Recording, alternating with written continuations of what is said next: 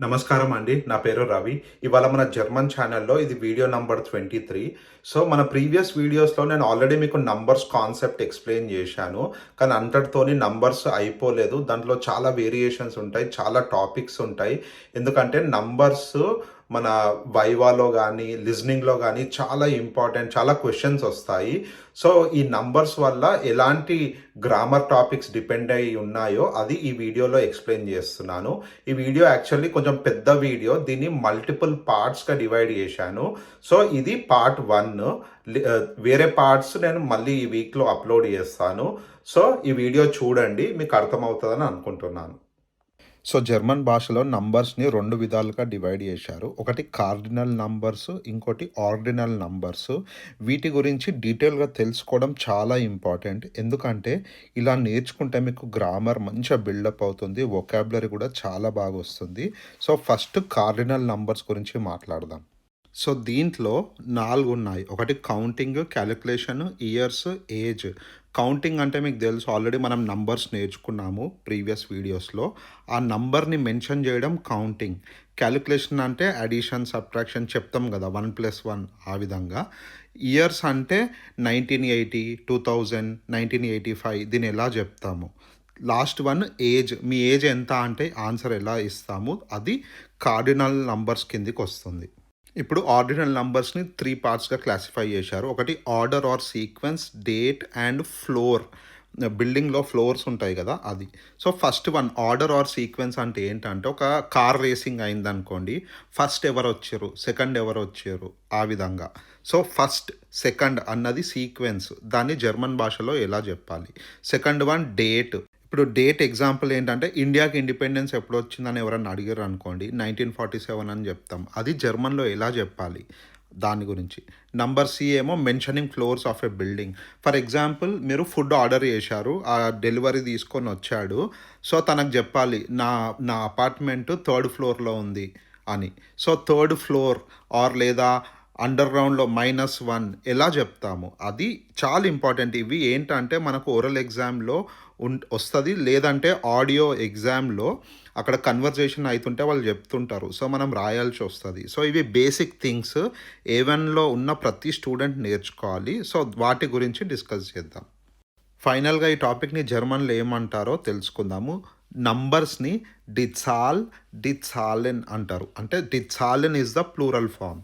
Number 2 ది కార్డినల్ సాల్, ది కార్డినల్ సాలెన్ అంటే కార్డినల్ నంబర్స్. నంబర్ 3 ది ఆర్డినల్ సాల్, ది ఆర్డినల్ సాలెన్ అంటే ఆర్డినల్ నంబర్స్. ఈ హెడ్డింగ్స్ గుర్తుంచుకోండి. ఎప్పుడన్నా ఎగ్జామ్‌లో హెడ్డింగ్‌లో ఇది మెన్షన్ చేస్తే మీకు తెలుస్తది దేని గురించి వాళ్ళు మాట్లాడుతుర్రు అని. So, first one cardinal numbers అంటే ఏందో డెఫినిషన్ చెప్పాను. కౌంటింగ్, కాలిక్యులేషన్, ఇయర్స్ అండ్ ఏజ్‌కి వాడతారు. సో, నేను ఒక 3 ఎగ్జాంపుల్స్ ఇచ్చాను. Masculine, feminine, neutral. ఓకే. మాస్కులిన్‌లో డెర్ కాఫర్, డి కాఫర్ అంటే సూట్ కేస్ అని అర్థము. నంబర్ 2 దాస్ బుక్, ది బ్యూషర్ అంటే బుక్. నంబర్ 3 ది తాషా, ది తాషన్ అంటే బ్యాగ్. సో, వీటిని యూజ్ చేసి ఒక సెంటెన్స్ కన్‌స్ట్రక్ట్ చేస్తున్నాను చూడండి. సో, ఇప్పుడు కౌంటింగ్. ఒకటి సూట్‌కేస్, ఒక బుక్, ఒక బ్యాగ్. ఇది ఒకటి అనేది ఎట్లా రాస్తామో ఆల్రెడీ ప్రీవియస్ వీడియోస్‌లో చెప్పాను. ఒక్కసారి రివైజ్ చేసుకుందాం. దస్ ఈస్ట్ ఐన్ కాఫర్ అంటే ఇట్ ఈస్ ఏ సూట్‌కేస్. ఒక్కటుంది కాబట్టి ఐన్ కాఫర్. నంబర్ 2 దస్ ఈస్ట్ ఐన్ బుక్ అంటే ఒక్క బుక్ ఉంది. It is a book.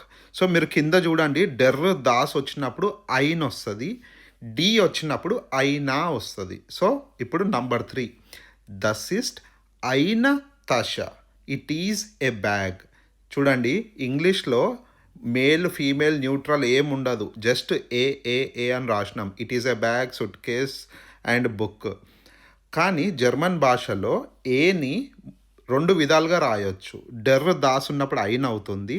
Female ఉన్నప్పుడు ఐనా అవుతుంది. సో, ఇది గుర్తుంచుకోండి. ఎందుకంటే ఇది బేస్ మీదనే ఇక ఫ్యూచర్‌లో చాలా గ్రామర్ టాపిక్స్ వస్తాయి. అక్యుజాటివ్, డాటివ్, గెనిటివ్ అని. అవన్నీ ఈ బేసిస్ మీదనే చేంజ్ అవుతూ ఉంటాయి. సో, మీకు ఈ పార్ట్ సరిగ్గా అర్థం కాలేదనుకోండి, ఇక మీకు ఫ్యూచర్‌లో ఏ వీడియోస్ కూడా అర్థం కాదు. సో, డెర్ దాస్ ఉన్నప్పుడు ఐన్ అవుతుంది. డి ఉన్నప్పుడు ఐనా అవుతుంది. సో ఇప్పుడు ఆర్డినల్ నంబర్స్ ఇది చాలా చాలా ఇంపార్టెంట్. ఎస్పెషల్లీ మన డేట్ ఆఫ్ బర్త్ చెప్పినప్పుడు నీ డేట్ ఆఫ్ బర్త్ ఏంటి అంటే ఇవాళ డేటు 17th ఫిబ్రవరి. 17th ఫిబ్రవరి అని ఏ విధంగా అయితే చెప్తున్నామో ఇది జర్మన్ భాషలో చెప్పాలి. నేను ఇప్పటివరకు మీకు ఈ టాపిక్ చెప్పలేదు. జస్ట్ మీరు 9 ఇప్పుడు ఇవాళ 17 కాబట్టి 17 ఫిబ్రవరి అని చెప్తున్నారు. కానీ ఆ విధంగా కాదు, కొంచెం డిఫరెంట్గా చెప్పాలి.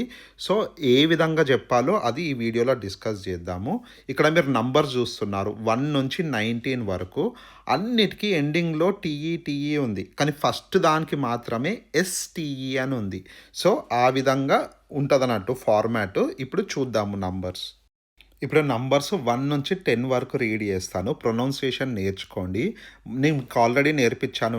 నంబర్ 1ని ఐన్స్ అంటారు.